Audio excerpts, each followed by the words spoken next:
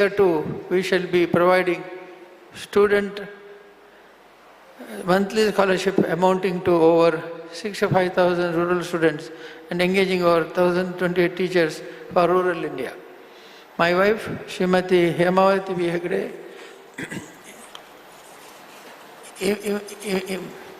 impactful initiatives called Jnana Vikasa program focuses on educating the mother of these rural children to ensure thereby continuing education of children with minimal school out dropouts. To inaugurate Sri Sanidhya Kaya Complex and to kickstart the Jnanadeepa educational program for 2025, we have amidst us a very special dignity, His Excellency, the Honorable Vice President of India, a man with no ego, so down to earth, so polite, and yet so graceful and striking. In May 2023, I learnt that Sri Jagadeep ji had gone all the way to Kerala to meet his mathematics teacher there. And the teacher was aged 83 years, and she was so proud to see her student who become the second citizen of the country. And her words that this was the best Guru Dakshina I got, she ever got from any student who is heart-touching. All along during the course of my Rajya Sabha sessions, I have been always fascinated by the very simple and unassuming personality of our Honorable Vice President. Born in a small village called Kitna in Rajasthan, Sri Jagadeep ji has rose to assume the office of Governor in 2019. He was elected as the 14th Vice President of India in 2022 and holds the unique position of being the first Vice President to be born after India became a republic in 1950. Sir, your humble disposition and the remarkable contributions to our motherland have been inspired many and will continue to make significant impact for the present and future generations. We are honored to extend a hearty welcome to Sri Jagadeep Dhankarji and to Honorable Vice President India. Welcome, sir. I also extend a warm welcome to the Second Lady of India, Srimati Sudesh Dhankarji. I am glad to note that Madam has done an insightful study on the groundwater conservation in Rajasthan, for which she was confirmed doctorate. Srimati Sudesh ji has been source of inspiration on every moment of Sri Jagadeep ji's life. We respectfully extend a hearty welcome to you, Madam. I also take this opportunity to welcome all the other dignitaries present here. I welcome the administrative officials from both central and state governments. I welcome our Lok Sabha member, Sri Brijesh Chauta ji, to this function. Our staff members, media and others who have assembled here to witness the mega event. ಎಲ್ಲರಿಗೂ ಸುಸ್ವಾಗತವಿದೆ. ಎಲ್ಲರನ್ನೂ ಈ ಕಾರ್ಯಕ್ರಮಕ್ಕೆ ಸ್ವಾಗತಿಸಿ ನನ್ನ ಮಾತುಗಳನ್ನು ಮುಗಿಸ್ತಾ ಇದ್ದೆ.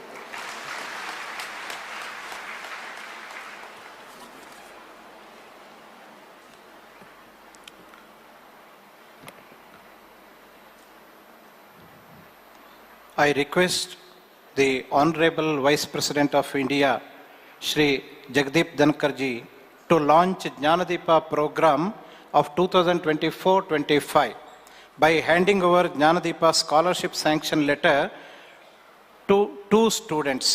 I request Ms. Nishmita M., engineering student from Shimoga.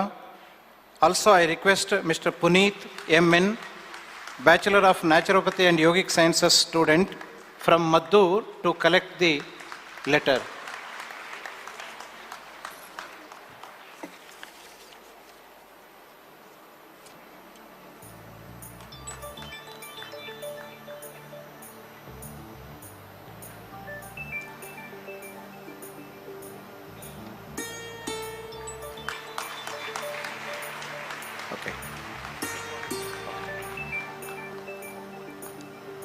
Sir, पिछले नवंबर 25 को राज्यसभा में सम्माननीय राज्य सभापति उपराष्ट्रपति जी ने पूज्य हेगड़े जी के जन्मदिन के अवसर पर बधाई देते हुए राज्यसभा में उपस्थित माननीय सांसदों को संबोधित करते हुए हेगड़े जी के बहुमुखी कार्यों के बारे में जानकारी देते हुए हर्ष व्यक्त किए थे। इसलिए हम सब आपके प्रति आभारी हैं। Now I sincerely request Honorable Vice President to deliver inaugural address.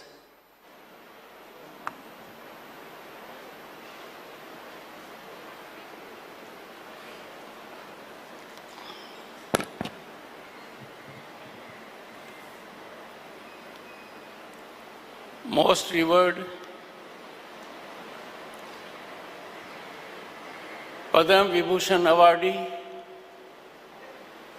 and nominated member of Council of States, the Rajya Sabha, Shri D. Virender Hegde ji.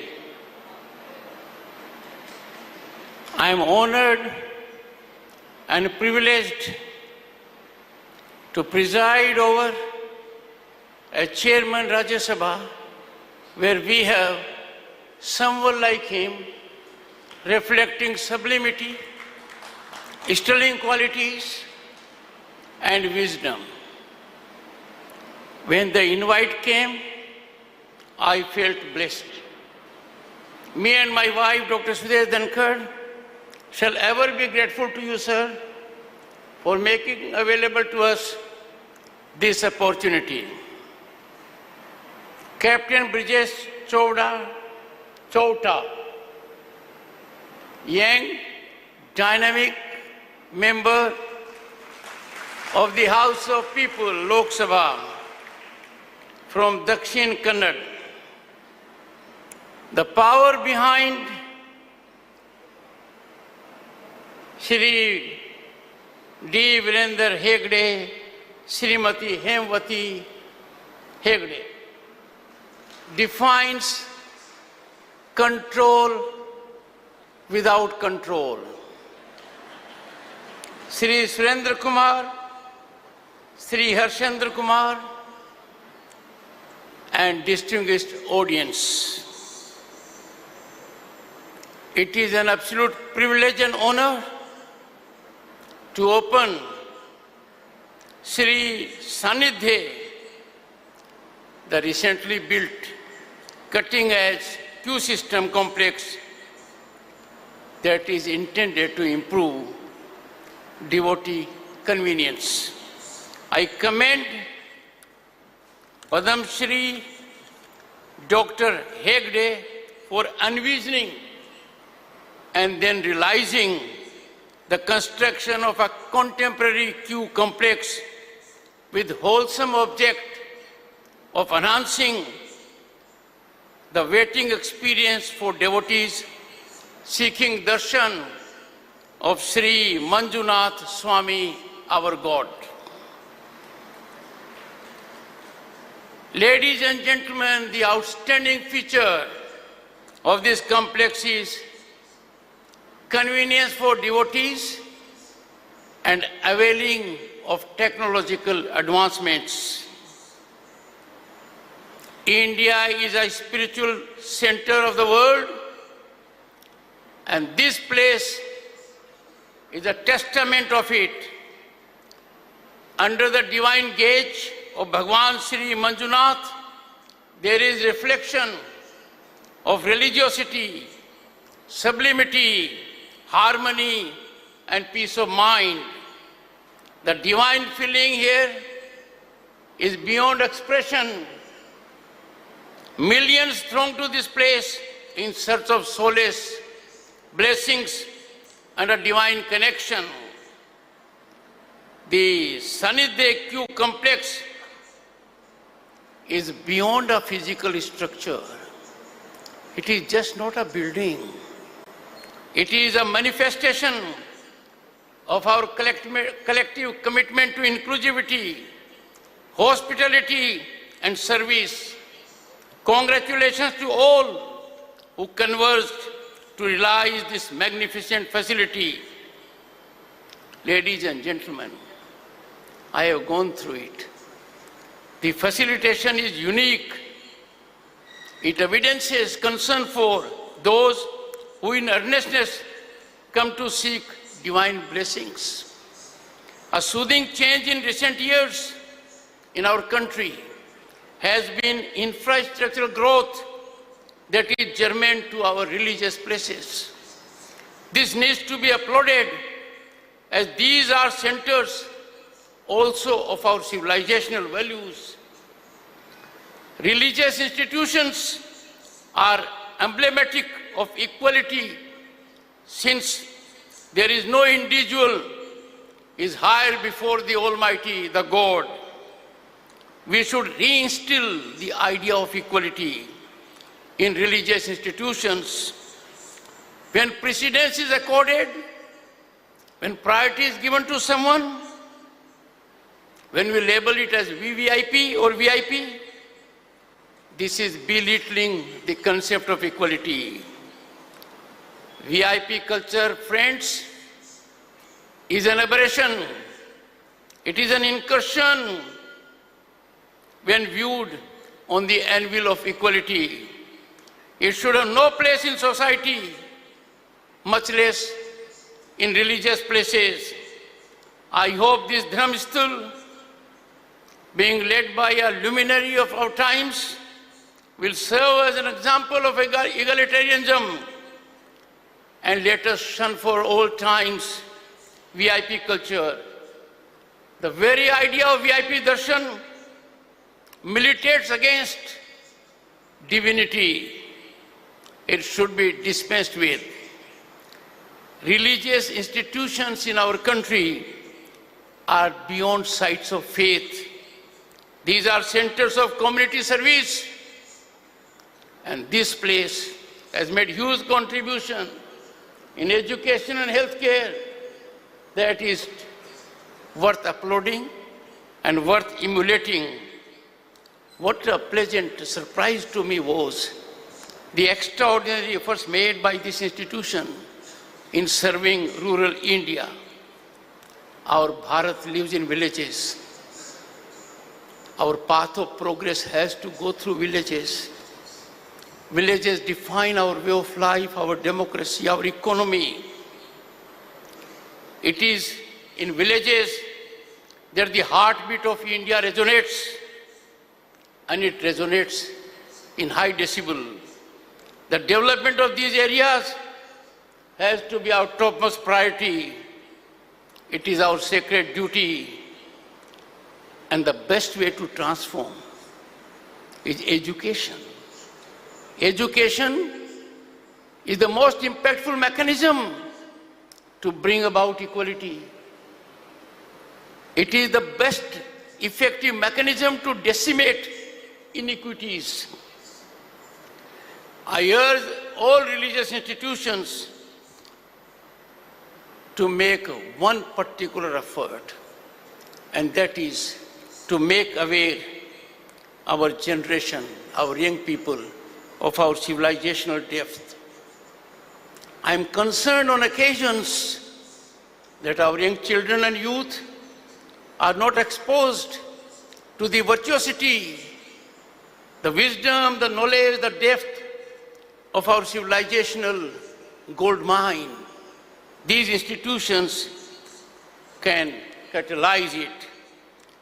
Without such an initiative, the inestimable heritage and relevance would be lost in contemporary times. Friends, the world is in turmoil, and in turmoil as never before. Undoubtedly, this is a moment when we see our economic upsurge, growth in infrastructure, deep technical, digital penetration that has strengthened the world. There are areas in which Bharat has emerged as a global leader, a role model for other nations. In such a scenario, in such a mechanism, imagine if this land of culture, a land of deep civilizational values, can we afford to lose our shine? We should be shining brighter given our development.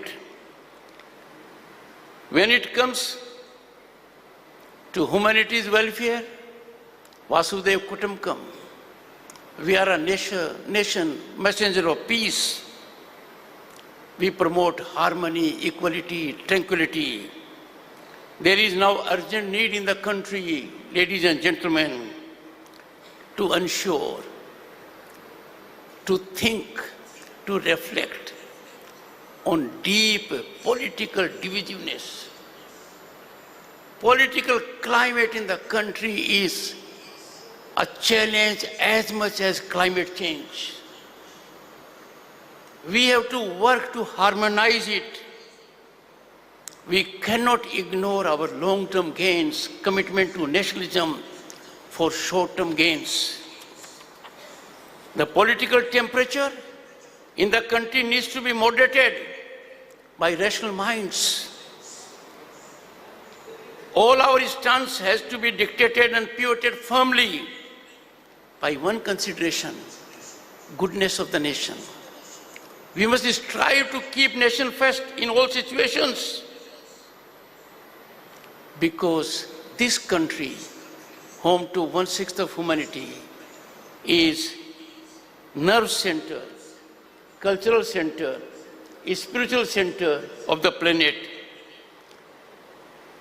There have been civilizations like us, Mesopotamia, there has been other civilizations in China also.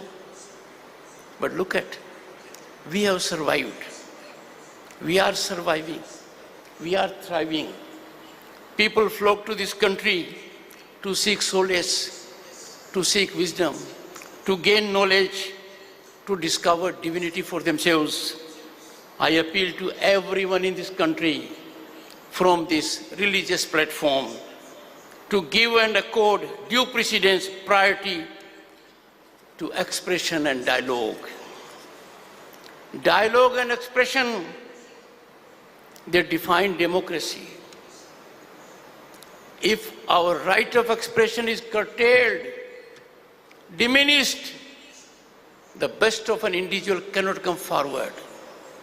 But if we insist only on expression and do not believe in dialogue, if we believe only in expression and believe that we alone are right, we are being unfair to humanity, to the other person.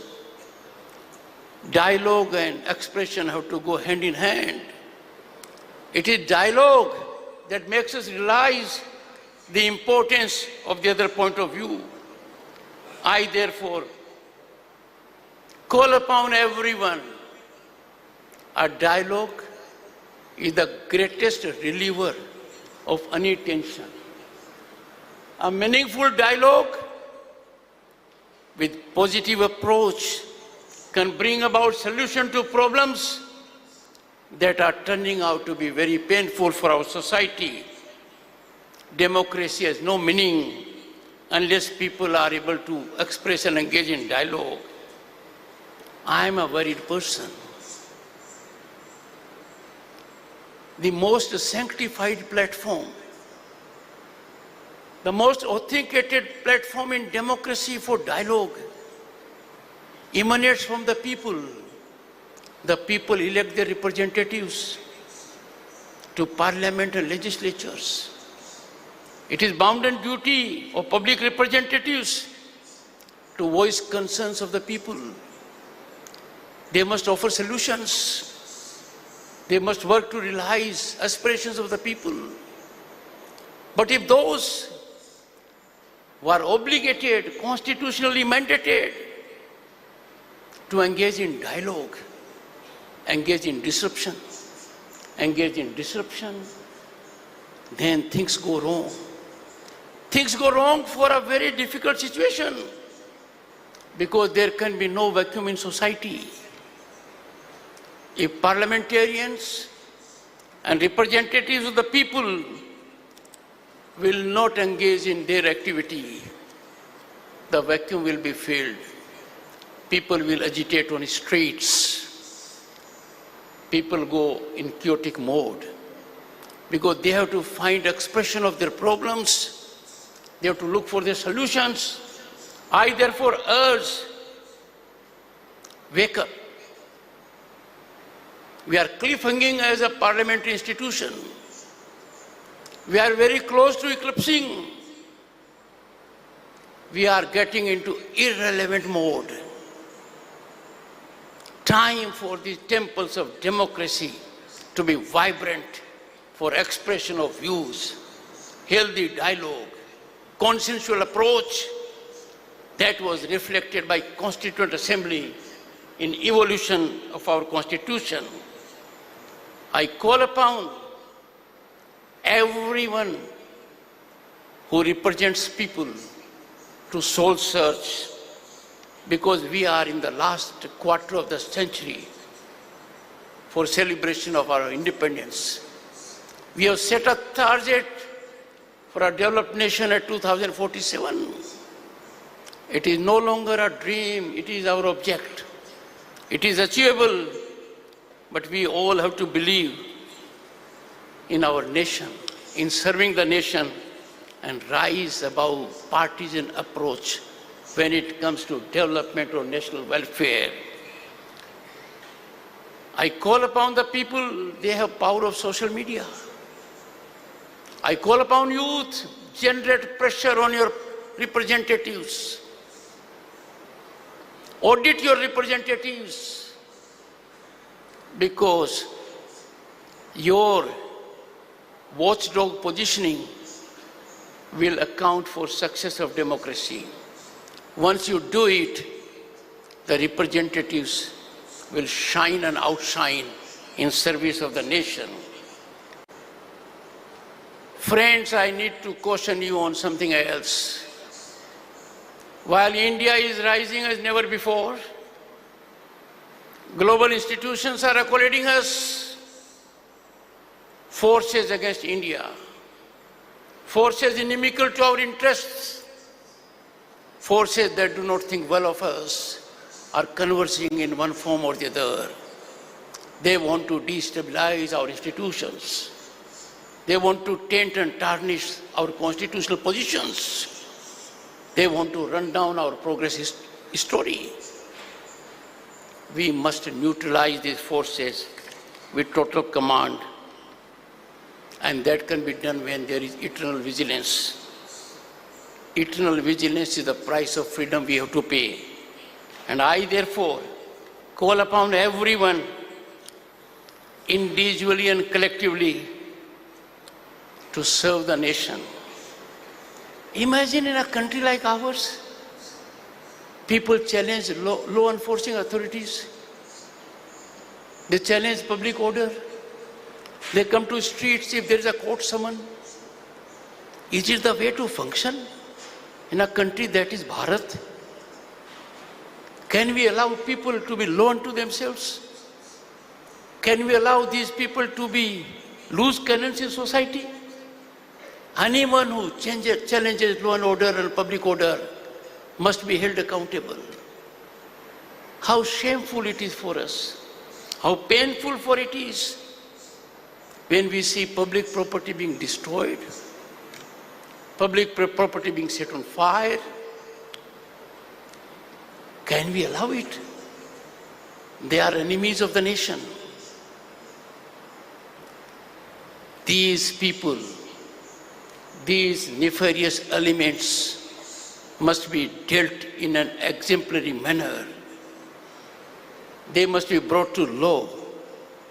Their cases must be fast-tracked. This country of 1.4 billion cannot suffer this kind of public nuisance, destruction of public property. The world is appreciating our trains. One after other we are having trains, and there are some people who stone it. They are rogue elements of society. They should not have our respect. They must be singled out, pinpointed, and strongly dealt with. I'm happy in some part of the country this is being done. This needs to be done in every part of the country. Politics is not for bitterness. Politicians will have different ideologies. Why not? They must have. India is defined for its diversity, because the diversity converges into unity. But why should there be political bitterness? That's not our culture. We believe in universal brotherhood, sisterhood. We take the world as one unity, one family. Can we 24/7 only be politicking? Can we 24/7 engaged only for political gains? The object of politics should not be power alone. Power is important. It should be serving the society, serving the nation. I am concerned, and I am sure you must be equally concerned. Our society is getting polarized. The harmony is eluding us. Why? We must start some kind of a narrative. Remind all of us of our civilizational death of 5,000 years. And I am sure all thinking minds, rational minds, will catalyze public opinion so that we have people who are tolerant of each other's points of view.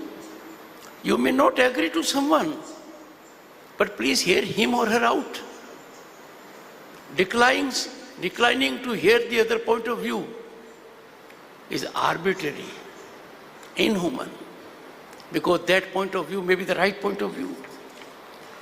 I call upon corporates, Indian corporates, to come forward, generously contribute out of their CSR funds for development of infrastructure, for health, for education, infrastructure around such religious institutions, because these religious institutions are beyond places of worship.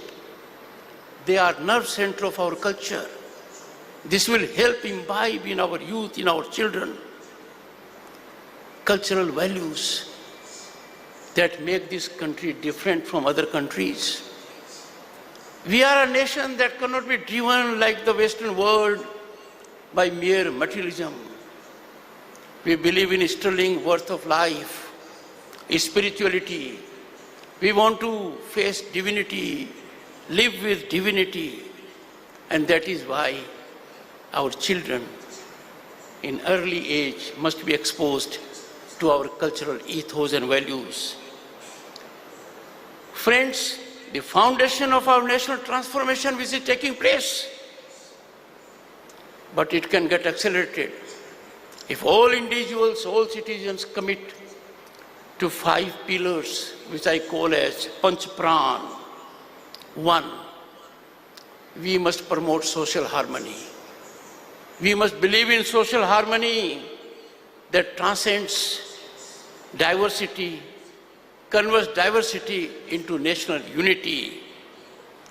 We must believe in family life, family enlightenment by nurturing patriotic values at grassroots with children. We must care for our environment-friendly lifestyle, environmental values. Look at our worships. They are environment friendly. We are sure we don't have another earth to cohabit. We can't allow this existential challenge to overtake us. We must be environment friendly. I call upon everyone in the country to believe in Savdeshi. Be vocal about local. That will promote employment. That will save precious foreign exchange. You will believe in it. And lastly, our Constitution gives us fundamental rights, but we must focus on fundamental duties. Our duties are sacred. They take nothing much. If you go through the fundamental duties, you will be inspired, motivated to follow them. मुझे कहने में कोई संकोच नहीं है. हमारे राष्ट्रीय परिवर्तन की नींव 5 शक्तिशाली स्तंभों पर टिकी हुई है. सामाजिक सद्भाव, इसका नतीजा क्या होगा? विविधता को राष्ट्रीय एकता में बदल देता है. जमीनी स्तर पर देशभक्ति के मूल्यों का पोषण कहाँ होता है? परिवार में होता है. इसकी शुरुआत कीजिए. भारत माता का सम्मान तब होगा जब हम पर्यावरण का संरक्षण करेंगे, सर्जन करेंगे, स्वदेशी को अपनाएंगे, तो आत्मनिर्भर भारत की नींव मजबूत होगी, हम आत्मनिर्भर बनेंगे। और यदि अगर हम नागरिक के कर्तव्य का निर्वहन करेंगे तो हम प्रगति के पथ प्रदर्शक बनेंगे। Ladies and gentleman, I take from here a message that we must work for the nation.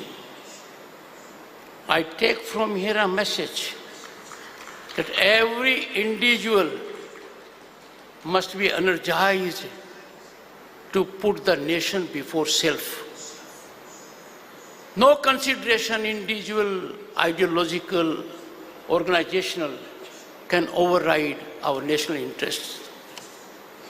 I am extremely delighted and grateful to the Honorable Member of Parliament, Hegdeji, for making available to me such a divine experience. I wish your establishment, your bhakts, and everyone good health and happiness in life. Thank you so much.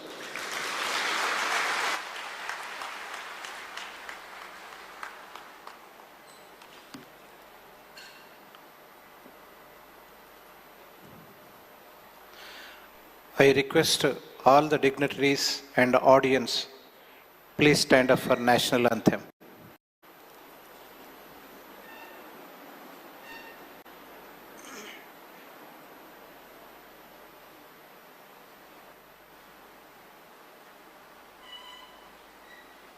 Heartland of spirituality.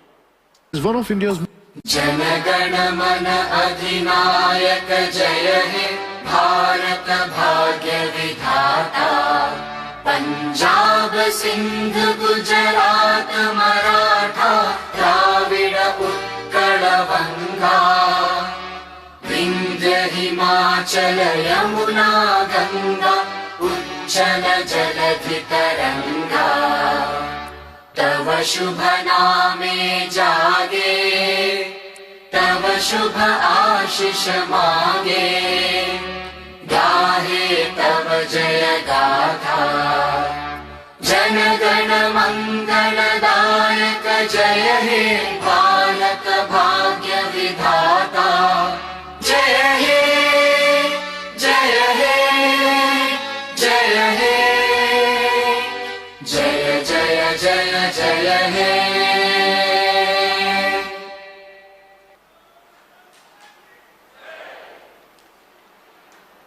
ಗೌರವಾನ್ವಿತ ಉಪರಾಷ್ಟ್ರಪತಿಗಳು ಹಾಗೂ ಎಲ್ಲ ಅತಿಥಿಗಳು ವೇದಿಕೆಯಿಂದ ನಿರ್ಗಮಿಸಿದ ನಂತರ ಎಲ್ಲ ಆಗಮಿಸಿದಂತಹ ಸಭಾಸದರು ನಿರ್ಗಮಿಸಬೇಕು ಎಂಬುದಾಗಿ ವಿನಂತಿ ಮಾಡಿಕೊಳ್ತಾ ಇದ್ದೇವೆ.